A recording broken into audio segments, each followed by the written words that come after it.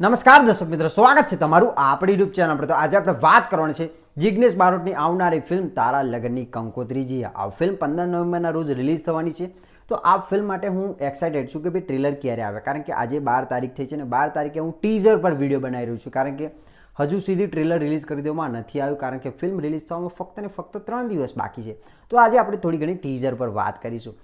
હવે ટાઇટલ પરથી જ આપણને ખબર પડી જાય છે કે ભાઈ તારા લગનની કંકોત્રી એટલે જિગ્નેશભાઈ બારોટ છે, એમની જાનુડી છે ને કોઈ બીજા સાથે પરણી જવાની છે ને કંકોત્રી જિગ્નેશભાઈના હાથમાં આવી જવાની છે। એ ટીઝરમાં આપણને એક શોર્ટ જોવા મળે છે। અને એક વાત કરી લો કે કંકોત્રીમાં તારીખ છે ને 2023ની છે, પણ ફિલ્મ તો 2024માં રિલીઝ થઈ રહી છે। તો ચલો, એ તો બધી નાની અમથી વાત છે, આ તો જસ્ટ મજાક છે।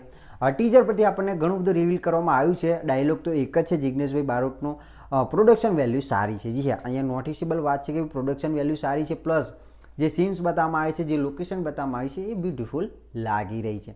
હવે સ્ટોરીનો તો અંદાજો તમને બધાને આવી ગયો, મેં સિમ્પલ લાઇનમાં તમને કહી દીધું છે। પણ અહીંયા જે રિયા જયસ્વાલના જે મેરેજ થાય છે જે છોકરા સાથે, કદાચ એ મૃત્યુ પામે છે અને મૃત્યુ પામવાના કારણે એની સાસુ હોય છે, કદાચ જે રિયા જયસ્વાલની સાસુ હોય છે એટલે કે છોકરાની માં હોય છે, કદાચ એમની પર અત્યાચાર કરે છે રિયા જયસ્વાલ પર, એ કદાચ ફિલ્મમાં બતાવવામાં આવશે ને પછી કદાચ જિગ્નેશ બારોટ સાથે મેરેજ થશે કે નહીં એ જોવા માટે આપણે ફિલ્મ જોવી પડશે। હવે ટ્રેલરની રાહ જોવી પડે કે ભાઈ ટ્રેલરમાં આપણને શું શું બતાવવામાં આવે છે। અહીંયા સોંગ્સ પણ બતાવવામાં નથી આવ્યા, કશું જ બતાવવામાં નથી આવ્યું। ફિલ્મના લેખક છે કે મકવાણા। જી આ તમને ભાઈની બહેનની લાડકી કદાચ ગમી હોય, એની પહેલાં પણ એમને જિગ્નેશ બારોટની ઘણી ફિલ્મોમાં એમને સ્ટોરી આપેલી છે। જો જિગ્નેશ બારોટની તમને ફિલ્મો ગમતી હોય, પ્લસ જિગ્નેશ બારોટ હિતેશ બેલદાર ડિરેક્ટર છે અને કે મકવાણાની સ્ટોરી હોય, તો તમને ત્રણેયનો કોમ્બો ગમતો હોય તો તમને ફિલ્મ અવશ્ય ગમશે। જી હા, નાના નાના ટ્વિસ્ટ ફેંકવામાં આવશે। પ્લસ અહીંયા મ્યુઝિકની વાત કરું તો મ્યુઝિક માટે હું એક્સાઇટેડ છું, કારણ કે હર્ષદ ઠાકોર અને દીપક ઠાકોરનું મ્યુઝિક જે ફિલ્મમાં હોય છે ને એ ફિલ્મનું મ્યુઝિક ખૂબ સારું હોય છે, પ્લસ સોંગ પણ ખૂબ સારા હોય છે